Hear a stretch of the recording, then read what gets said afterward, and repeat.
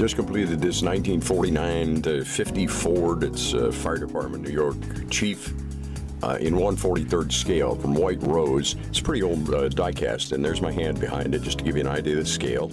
It's 1/43rd. Took quite a bit of work, really, for a car this small to get this thing together.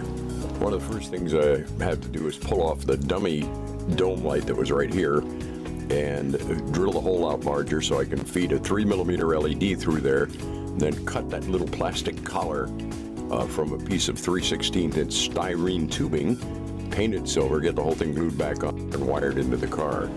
And atop the front fenders, there's a red light on each side. They were just dummies, and I had to pull those out, hold them in my hand, drill them out with a hand drill, and put an LED in each one, then run the wire down through, glue it back on, run the wire through, and connect it to the bundle in the back. The headlights are just chips behind the plastic lenses, which are already in there. I didn't have to take those out in this case. For the taillights on this car, they were originally molded solid metal, and I just flattened out the face of it, drilled a hole through it, dished that out a little bit, and put an LED, or directly, a very, very small LED directly into each one of those taillights.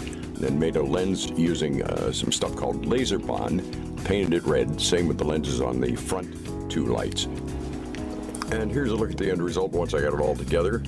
I'm going to just spin it around so you can see each side of it and get a different view of each side. The headlights are quite bright for small, as are those tiny little LEDs that are in the two lights on the fenders.